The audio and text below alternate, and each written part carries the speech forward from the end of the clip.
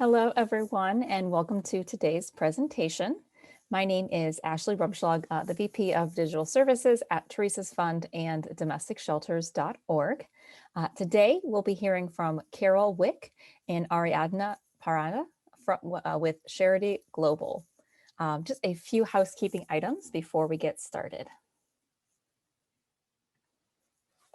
Live closed captionings are available for this webinar. To enable, please click More in the menu bar and select Show Subtitle. A transcript will also be provided within a week of the presentation. All attendees are in listen-only mode. If you have a question for the presenter, please enter it in the Q&A box. Chat can be used to communicate with other attendees and panelists and alert us of any issues with the webinar. And also be sure to select panelists or attendees depending on who you would like to communicate with. And lastly, a certificate, transcript, a recording, and any other additional resources referenced throughout the presentation will be emailed to all attendees within the next week. If you're a call-in listener, please feel free to email me at ashley@domesticshelters.org just to share your email address so we know where to send those items. And again, that's for call-in listeners only. Just a few reminders about domesticshelters.org. We hope everyone's pretty familiar with our website, but just in case, we are the fastest growing online resource for domestic violence information. And we help over 2 million people each year find the answers they need about domestic violence. We have a searchable database of over 2,800 domestic violence programs in the US and Canada. If you are a domestic violence service provider and you're not sure if you're in our database, please do give us or send us an email, reach out, and we'll gladly double check that and enter you if not. And US shelters can set up a free wish list, which allows donors from anywhere in the world to ship items directly to your shelter. And then the last piece, please check us out on Facebook. We have a Facebook community directed specifically for domestic violence advocates and domestic violence professionals. And we'd love to have you join there. Just go to our Facebook page and check out our groups. All right, and up next, next week, next Thursday, same time, same place, we have our webinar with Kristen Faith from the Nonprofit Makeover. It's titled Social Media Strategies to Build and Grow Community Support. So we're really going to be focusing in on social media and all the different ways that your organization can grow your reach. So if maybe that's not something that you specifically work with, we encourage you to invite the members of your team who do. So whether that be a marketing professional or development director, executive director, we hope that you'll share that webinar with them because we think that there'll be a lot of great information in there that they'll take away. And I think the last thing on our list is to sign up for our weekly newsletter. We send that out every Tuesday morning, and that comes jam-packed with lots of our newest articles and just really great information that will help to kind of broaden your understanding of domestic violence and maybe answer some questions that you have. So you can sign up there at domesticshelters.org/sign-up. All right, and without further ado, I'm going to hand it over to Carol Wick and Ariadna Parana, who are with Sharity Global. So go ahead, and if you want to turn camera on, and we'll get started. All right, well, thank you so much for having us. We're excited to be here. I'm going to go ahead and share my screen and tell you a little bit about what we're going to be doing today. We, Ari and I, actually did this presentation and research study last year and have actually followed this up with a couple of other research studies and really some great implications for social change. So I'm glad you joined us today. I know you may have some questions. Please feel free to put them in the chat or in the Q&A. If you're on Facebook, we have someone monitoring that as well so that those questions will come to us as well. So with that, I'm just going to go ahead and kick it off. Ari's going to tell you a little bit about herself a little bit later, but I actually started out working in the child abuse arena, spent about a little over a decade in working in juvenile justice with girls and girl-specific programming, and then moved into domestic violence. So I had kind of an interesting journey. It's a little bit different, but I did spend a decade running a domestic violence shelter and service center in Central Florida. So welcome to all of the wonderful Florida folks that are on the webinar today. This study was actually done with a shelter in Naples, Florida. And we're going to give you their website as we get through the presentation, but I really strongly encourage you to visit their website to see how they have now, a year later, taken the information that we developed for them and they're using it in their marketing tools and changing the way that they communicate impact. And it's been incredibly successful for them and for their fundraising. So with that, we're going to jump into our first poll here. And for those of you on Facebook, I'm going to read this. So the first poll is, how do you talk about impact? So do you talk about nights of shelter, number of hotline calls or counseling sessions, or do you actually talk about permanent housing, jobs, benefits obtained, things like that? So go ahead and answer on the poll. Do you talk about nights of shelter, hotline calls, counseling sessions, or percentage of survivors obtaining something like permanent housing, jobs, or benefits? So if you're on the Facebook, don't forget, put it into the chat in the Facebook, and we'll give it just another minute or so. There's several hundred of you on the webinar today, so it's really exciting. We'll give everybody a chance to go ahead and vote. All right, one more second here, and we're going to end the polling. I know some of you may have not had a chance yet, but to kind of move on, we've got about 75% of you that have voted.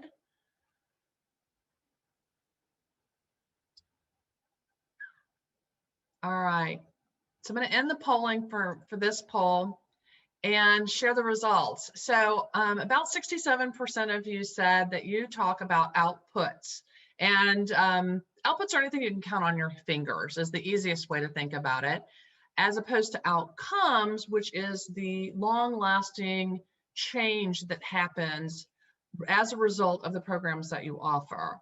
So one is just what happened, how many services that you provide, but the outcomes is the next step of what actually happens. So we're going to talk about that for just a second, because I think that's important in the context of this study.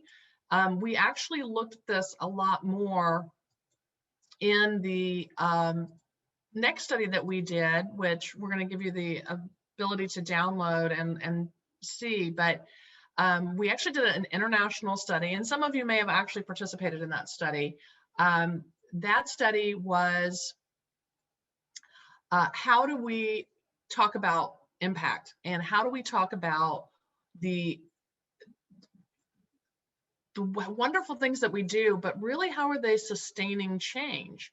Not just the number of hotline calls, which is actually an input, but what services are we providing, and then how is that actually making a difference? So 75% of donors say they want to hear outcomes and they want to hear ROI.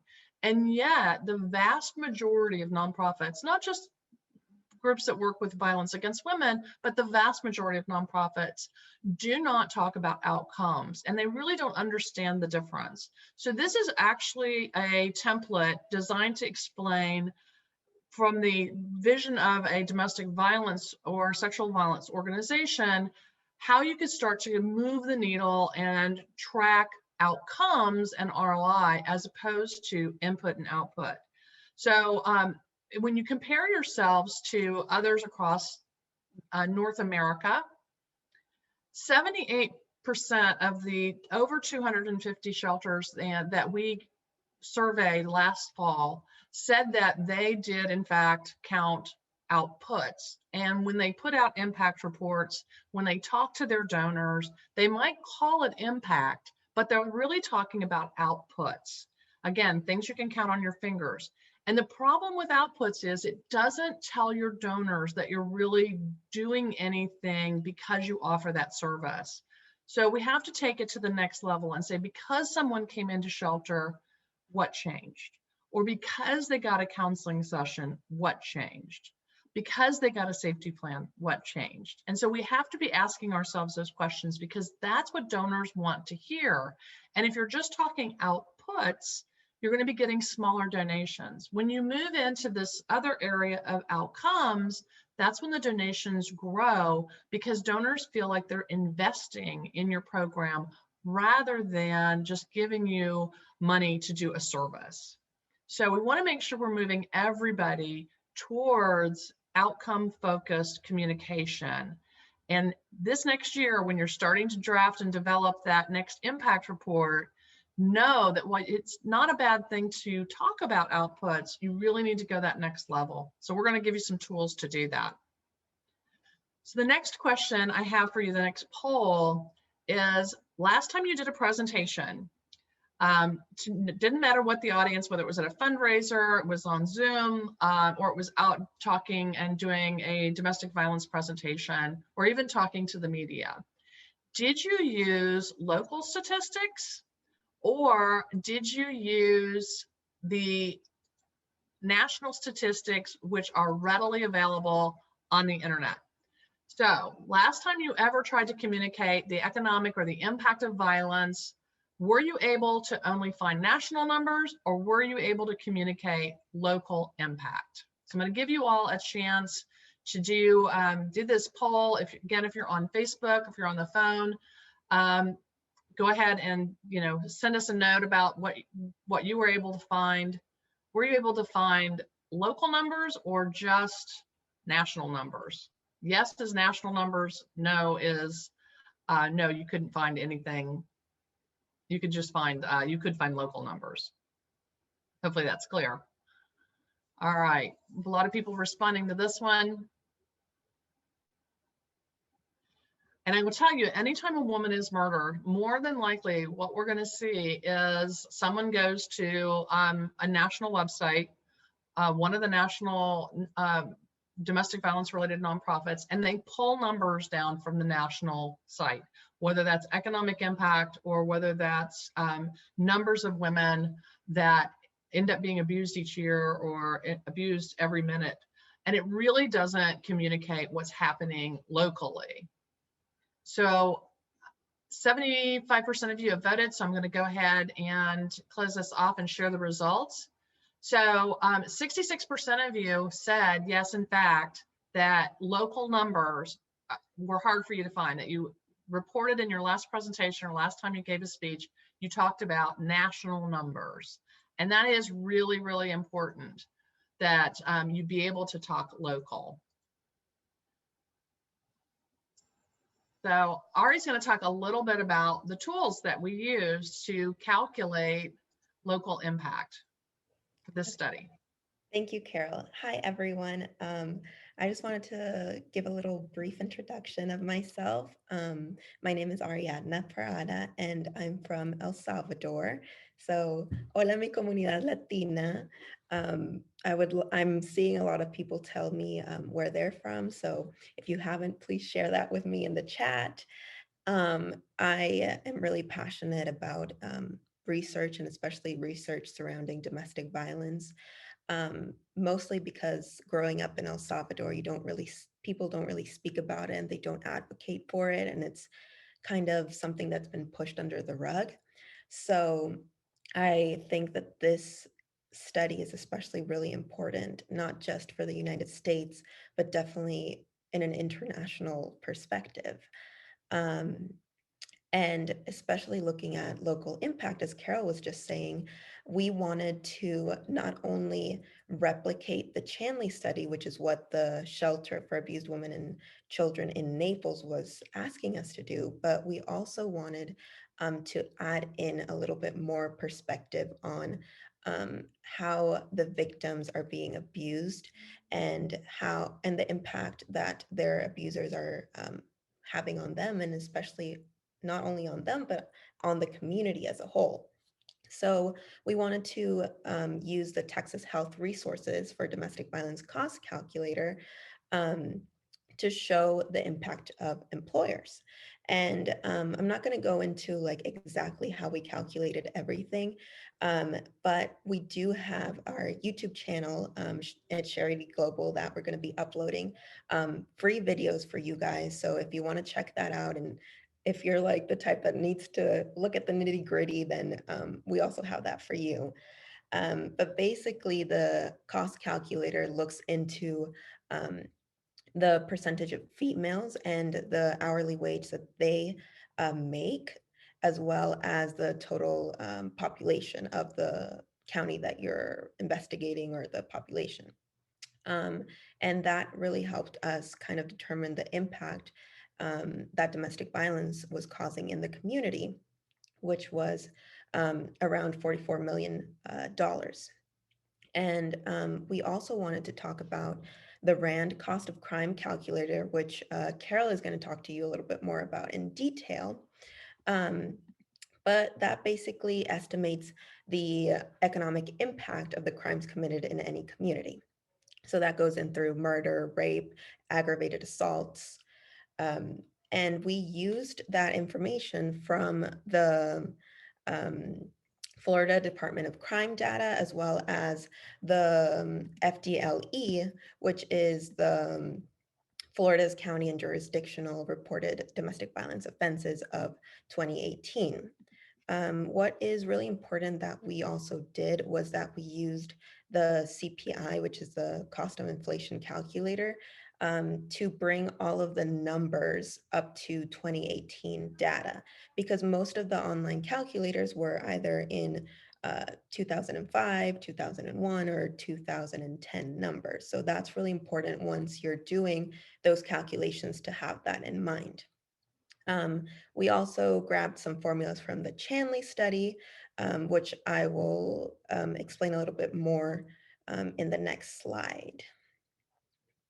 So the study components that we grabbed were the estimated female victims that the Texas Health Cost Calculator gave us, which was around almost 9,000 victims of domestic violence a year, just in Collier County, Naples. The impact of domestic violence as a crime, which the RAND helped us figure out. And then we also talked about the cost of businesses and the medical costs that those brought. And all of that was really great to have the health cost calculator, because we had everything in just one simple tool that I think everyone can easily access. You can go into census data and get that information, or you can ask your local contact to give that to you, or the police department is also could have that information available.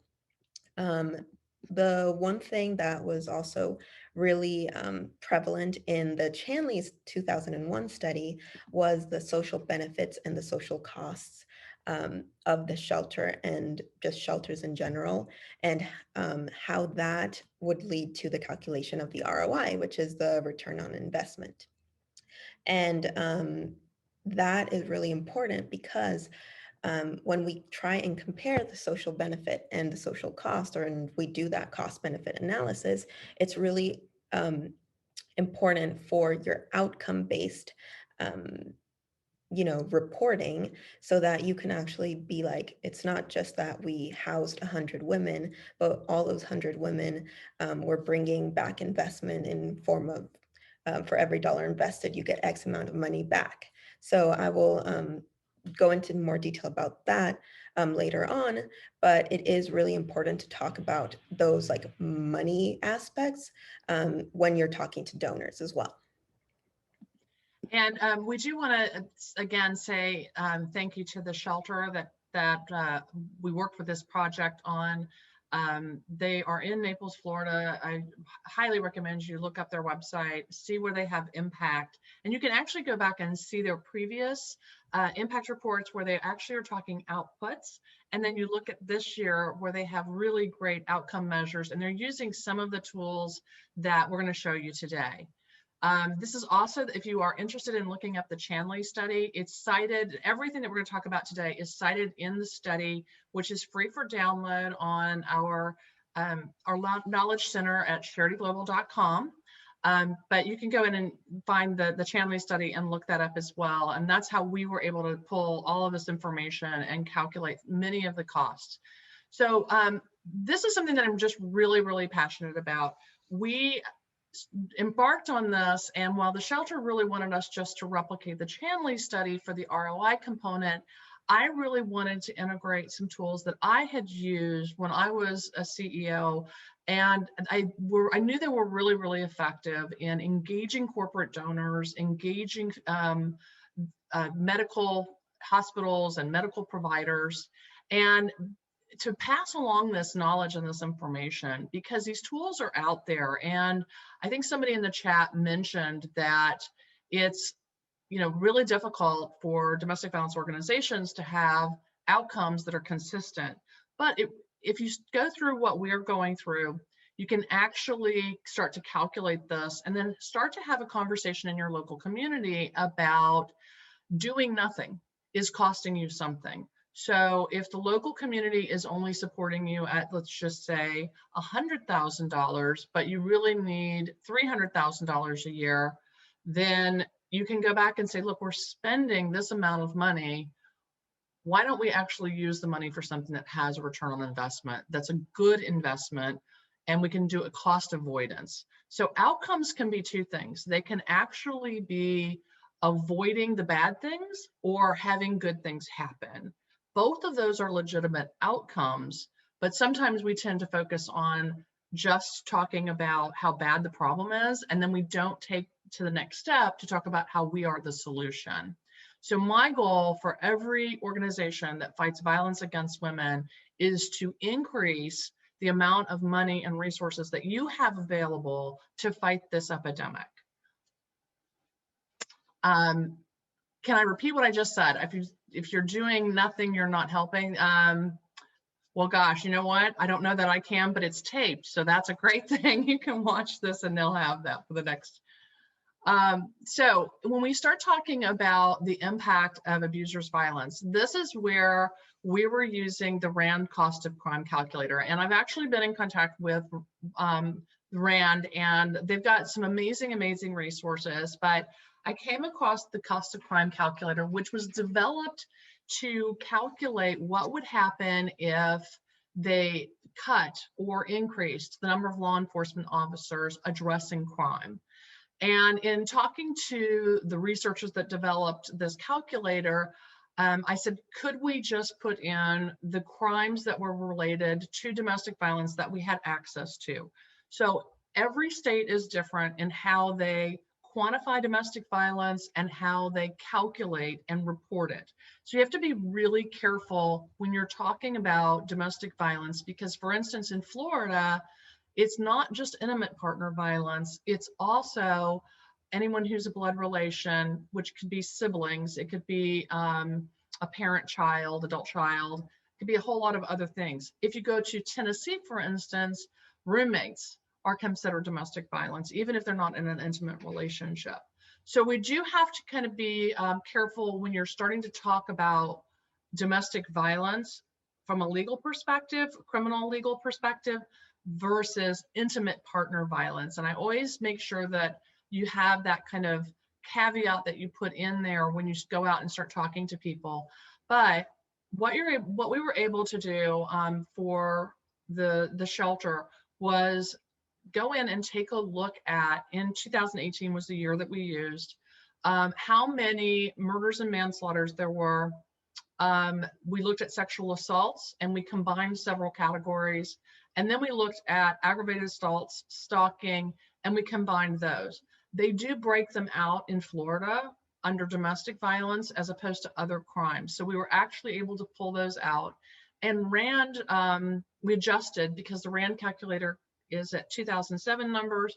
So we used that IRS to bring it up to 2018 numbers.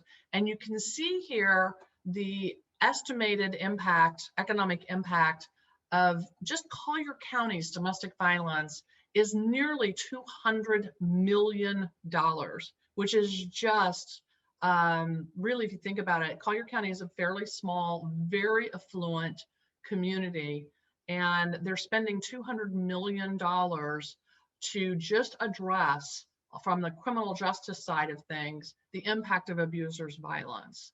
So again, great way to then use this information, go to your local government authority and talk about the fact that you could use that money much more effectively and reduce the acts of domestic violence and reduce the costs that taxpayers are paying, basically throwing money away, because we all know that the criminal justice intervention is not the most effective way to address domestic violence. So then we also used one of my favorite tools, which is the Texas Health Cost Calculator. Again, it's not in current numbers, so you do have to use that IRS inflation number. But by using the Texas Health Cost Calculator, you can use this in two different ways. You can use census data, calculating the number of women over the age of 18, and you can be able to estimate the number of women who will be abused by their intimate partner in your community in the next year. So again, it's not talking about male victims. You have to be clear about that. And we're only talking about over the age of 18. So we're not talking about anyone who might be a victim of dating violence, but we are looking at being able to say, currently, for instance, we serve 100 survivors a year, but we know that there are 18,000 of them out there.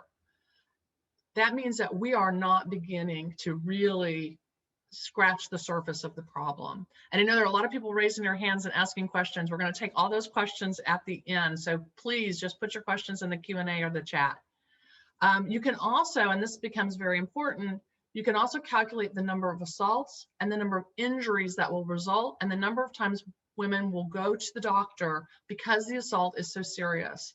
And then a cost, medical cost system cost. Now, the cost calculator can also be used when you go and visit a corporate sponsor. And you can actually put their data in that and talk about what domestic violence is costing their organization, their company, especially if they are not addressing domestic violence. And that's a great way to get corporate partners on board to do systems change work and help to start referring their employees for services. So I'm going to turn it back over to Ari so she can talk about the Chanley study and the social benefit and social cost. But please put those questions in the chat as we go along. Yes, thank you, Carol. So a big part of the Chanley study was the social benefit and social cost analysis. So that leads to calculating the ROI, and the ROI is really important for us to determine our outcome, right? So I won't go over the exact formulas that we use to calculate all of this stuff, but I will talk about the main components that were considered. So in the first place, what is social cost, right? So the social cost is basically what money domestic violence survivors and the programs are taking out of the community. So basically, in other words, it's like, what do survivors need to support themselves and what taxpayers and donors are paying to run the programs. So we determined four main components, and they are the cost of the emergency shelter, the cost of counseling services that are provided, the cost of the market rate labor, which includes the volunteers, because most of the time volunteers are definitely paid undervalue wages because they work for nonprofits. And then finally, we also took into account the welfare benefits that survivors need to stay free of their abusers. This could be food stamps, cash assistance, as well as Medicaid, right? So then we can go into the social benefit. And if Carol can help me switch the slide. Thank you. So the social benefit is all the positive outcomes that the services of the shelter provide to the survivors that then have a positive impact on the community. So these were also there were the immediate injuries averted, long-term injuries averted, economic stability, and mental health counseling. So what the Chanley study really found that was really important for, I think, both me and Carol to really highlight was that 95% of survivors coming into emergency shelters could be protected from both immediate and future injuries. Um, and that was really important because it helped them um, come into the shelter. It helped all of the survivors gain some sort of economic stability as well, because they were taken care of, provided shelter, food, job counseling as well, and of course, mental health counseling. And that was a really big value that we wanted to highlight and really use that to talk about the social benefit to the survivors as well as the community. So that led us into calculating the ROI. So with the social benefit and the social cost already taken into account, we basically divided that by doing benefit divided by cost, right? And this is definitely oversimplifying it a little bit. But as we said, we're going to be putting out videos in the YouTube channel to be explaining it a little bit more.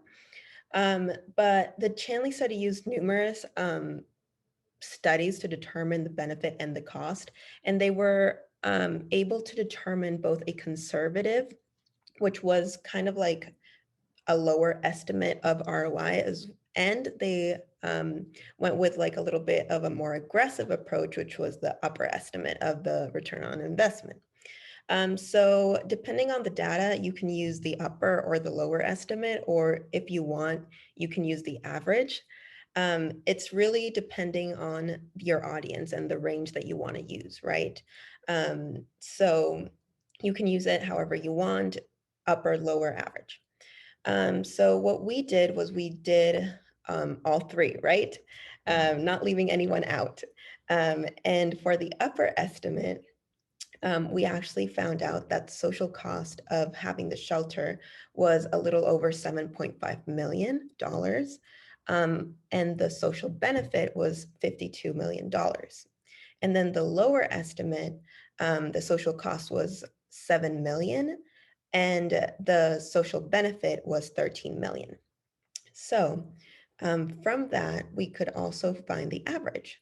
So the average of the upper ROI that was 7 and the lower ROI that was 2 was $4.4. So when we are talking about that and we're considering that when we're talking to donors, we can tell them, like, for every dollar invested in the shelter or any emergency shelter that we use this data with, the shelter, the Naples shelter, would combat violence in Collier County, taxpayers would save an average of $4.40. So for every dollar invested, they would get a return on their investment of $4.40. And this is really important when we're talking about outcomes, especially because we're not just saying we helped them with this program for mental health, or we helped them get a job. It's like, for every money, every amount, every dollar you're giving us, we're actually putting that towards the community, and we're having a return of $4.40. So it really does help the narrative when you're going up to donors that are looking at, ripping you apart for the numbers, instead of like how sometimes we could get involved in just the heart. So this is a really important take that we think the study really does highlight, and that can help everyone that uses it. And it also, I think, is important, as we were pointing out earlier, that we're already spending hundreds of millions of dollars combating a problem, and that money's not doing anything. It's actually, if anything, we all know that anyone in this movement knows that sometimes the system actually reinforces the abuse and reinforces the abuser's behaviors, but we can actually show that it's changing things, and that in $1 invested, over 4 times benefit. So, and again, if you use the higher estimate, it was even higher than that. It was closer to $7.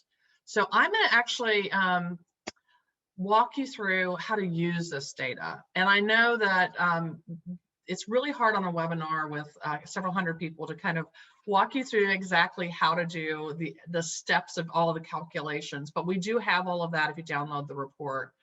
But the way to use the data is, I think, almost important as having the data, because you wouldn't just necessarily take the report and hand it to a donor. Although there might be some donors who would be really interested in reading it, you need to be able to use it in different ways. So I'm going to walk you through a few examples, but just in using it for social change, just the conversation that we've shared with you today about, this is a problem that drains our economy of hundreds of millions of dollars. When you go in and you talk to corporate donors or potential corporate donors, talking to them about, this is your problem too. This is affecting your bottom line. And if we could come in and help you with changing your policies and procedures. I know at our organization, we used to have a hotline where the HR or management team could call us if they had an employee who had identified that they were being stalked or had been abused by their partner. And we would then talk about a workplace safety plan. So we were helping more survivors, but then we were also showing that corporate partner how we were a partner. We weren't just someone who was asking for money. And it changes the relationship to more of an equal relationship, and one where we're actually benefiting them and they can see that value rather than it just being a good cause. When you start to talk about the impact, when you get up and you do your presentations and you're talking about the local impact, the number of survivors that you might have that are out there that may even not recognize themselves because they're a victim of financial abuse, or they are in a relationship where in their culture, it's not unusual to have some physical violence. So all of these things we can start to talk about the depth of the problem that you're trying to address. I mentioned corporate engagement, but also starting to shift the way that local legislators, local government leaders, even other nonprofits that may interface, whether it's child welfare, again, juvenile justice, whatever the system might be, helping them understand that these survivors are there, they need help, and that we need to start changing the way that we address the problem. And then finally, for fundraising, when you start to communicate impact, it starts to bring in larger dollars. They bring in investments instead of just we think you have a good mission. So instead of that $50, you might get $50,000 because people can see that you're making a difference and that you're moving the needle. And then you become something that maybe Mackenzie Scott would identify. We saw she just gave away a bunch of money again yesterday. Who knows? And unfortunately, when you look at total philanthropy, less than 0.2% goes to organizations that address violence against women and children. And we need to change that paradigm. So this is an example of how we took the study and built it into an impact statement for the shelter. And you can see we do have an output, that is how many hours of counseling that they provided, but then we talked about how that counseling saves taxpayers $120,000 a year. So for every hour of counseling the shelter provided, they saved taxpayers $5.04. And we're actually able to do that calculation through the Chanley study. They reduced, the emergency shelter reduced injuries and assaults by up to 95%. And again, they provided $52 million in benefit to the community that year. It's a much, much stronger way of telling your story than just talking about outputs. This is another way to tell the story. This is something I used to do in partnership with our local university. We would do heat maps, and we would look at not just the number of 911 calls, but also how many people came in from that zip code to shelter, and how many do we serve in our outreach. We also then, in future years, overlaid family violence threatens to child maltreatment from that zip code, and we also did animal abuse reports so that people could start to see that the wealthier counties we're not exempt. It's just that those individuals were not using our shelter services. They were instead using our legal services, or they were using our outreach services. And that way people, again, were able to see, this is happening in my community, it's happening in my neighborhood, it's the person who sits next to me in my faith institution. It may even be the person that's in the next cubicle over, or the coworker that I just went out to lunch with.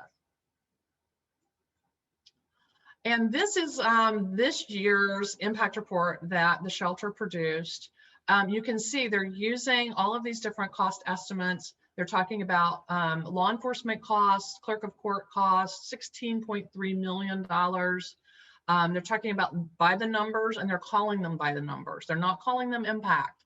They're calling them the total number of estimated victims, victimizations, the DV arrests compared to that, and then what the medical estimates are and the local business costs. So you can see the impact is really impact that is occurring because we're not addressing it, and it's 29.3 million, and it says the cost could be greater. So again, this is, I think, a really great example of how you can use this data to start to talk about impact in a different way. Now, I want to share with you a few reports that you can download from our Knowledge Center, and we've got the URL there, and I think we're going to have it in the chat as well. The first one is this study that we use to calculate impact. It's called Estimating the Local Impact of Intimate Partner Violence. Again, it's free for download. Then the other study that we followed up, which was actually included some shelters in Canada and the Caribbean, is the National Assessment of the State of Fundraising for Domestic Violence Organizations. And that's really taking a look at what could you do as an organization that fights violence against women to shift the way that you're fundraising, so that, again, those major donors are going to pay more attention to you and your organization and your mission.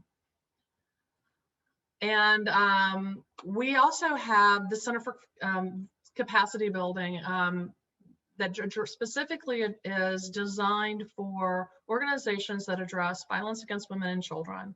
We have some of the top experts, a few of them are highlighted on the page, but some of the top experts in the United States that work in this area. We have a lot of great tools. We have budgeting tools, social media tools, again, research studies. We have another really exciting research study we just completed last year that's now being taken national with child welfare. So please sign up. We'd love to have you as part of it. It doesn't cost anything, and we're constantly adding new resources, new tools to just help you build the capacity of your organization. So with that, you can always reach out to Ari or myself. I'm at carol.wick@charityglobal.com, and we are ready to take your questions. All right. Thank you so much, Ariana and Carol. That was some fantastic information. We did have some questions come in, so let me pull those up here. So first question is, you had mentioned some YouTube videos on your YouTube channel. Are those available now, or will those be released in the future? They are, well, the ones that are showing you and walking you through the calculations are going to be coming up on our Knowledge Center. And we have what we call on-demand videos. So we're in the process of producing those. I have to actually do those and kind of walk people through. And I'm still, I just kind of do it in my head. So translating it into a video, but they'll be up by July. Oh, fantastic. We'll make sure that everyone that's attending today gets those, receives those links when they're available. The next question that came through, and this kind of came through when you're talking about the cost per crime. Are you able to kind of break that down a little bit more? Where does the cost come from? Is it including investigations, paying attorneys, et cetera? Right. So the RAND, if you go on to the RAND website, which is linked in the study, they have a detailed explanation of how they calculated that information. It is an evidence-based tool. It's been used by police departments across the country. But what we have done is it actually has different categories of crime. So we just didn't use the categories. We put 0, and we put a 0 change for law enforcement. You do have to know how many law enforcement officers are employed in your communities. I know many of you serve multiple counties. So if it's 1 county or 10 counties, you just enter the number of law enforcement officers that you have, you hit 0 change, and then you go to wherever your crime data is for your community for domestic violence, and you input under just those categories that are relevant, that you have the accurate data for, and fill those in. When you get that number, it's kind of a large number, you then have to click, and the link is actually on the RAND calculator, go onto the IRS page, which then allows you to increase it to 2021 numbers. Very good. And kind of a related question, and it sounds, I think you probably touched on it earlier, but definitely worth rehashing again. But how do you check the percentage of domestic violence against women in a specific county? So every state is different. In Florida, it's the Florida Department of Law Enforcement publishes that information in a spreadsheet every year. I was just working with a group in Arizona, and we had to go to the state attorney's website to find it. You may actually have to go to your local law enforcement and ask them to give you the number. I've actually had some of the organizations that we've worked with that have really struggled with that, finding that information. The law enforcement doesn't want to give it to them. But usually by law, they are required, because it has to go up to the Department of Justice. So they are required to report that information. They have that information. It's just a matter of where it's out there on the web. And your best bet, honestly, is to Google it and try to find it there first before you go to your law enforcement, unless you have a really great relationship with your law enforcement partner. Fantastic, thank you. Encourage anyone that has any other questions to please add them to the Q&A. I do have one more question queued up. We'll see if any more come in. This last question is just really wanting to confirm that this approach can translate to programs that maybe don't provide actual shelter, but more like community services. Well, certainly the Chanley study talks about counseling, if you want to talk about that, Ari.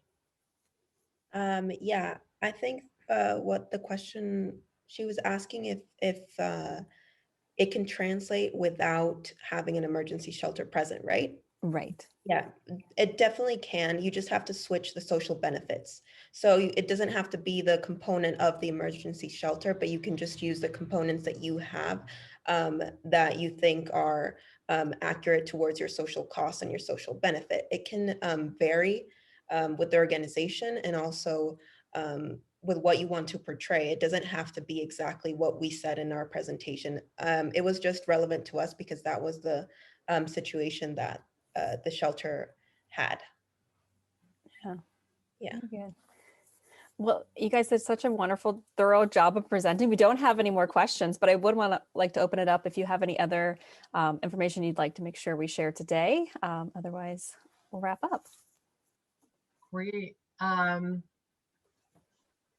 Well, I'm so glad that everybody really enjoyed this today. I hope that you can take this information, be able to apply it to your local community, because I can tell you that when you pull those national numbers down and you start talking about huge billion-dollar numbers, people's eyes just kind of glaze over. But when you can actually drill it down and say, this is what our county is spending, and then this is what you're investing in a really great resource, it changes the conversation. And I know everybody is strapped for cash. And the study that we did in the fall about the fundraising assessment said that 50% of domestic violence organizations across the United States, Canada, and the Caribbean are at risk of shutting their doors because they've had to drain their reserves in order to stay open and meet the demand. And I know demand has increased, and we've seen more mass shootings, and we've seen just catastrophic injuries and abuse. So we want to make sure that you have the resources you need, and hopefully you'll be able to take the study and translate it. But please reach out to us if you have questions. We are more than happy to pull some folks together, maybe even do a group coaching session to walk you through this for your local community. It's really not as hard as you might think. Very good. Well, thank you both for your time today. This is very, very, very helpful. So with that, we'll go ahead and we'll wrap up. And just a reminder that we will have all the recording, the transcript, the certificate of attendance, and any of the links that were mentioned today. We'll send those out via email within the next week. And if you're a call-in listener, again, a reminder to send me an email at ashley@domesticshelters.org. That way I have your email address handy when we send out that information. And if you could just let us know, or excuse me, just let us know your email address and we'll send it out to you. And with that, we'll conclude today's presentation. Thank you so much, everyone. Have a great day.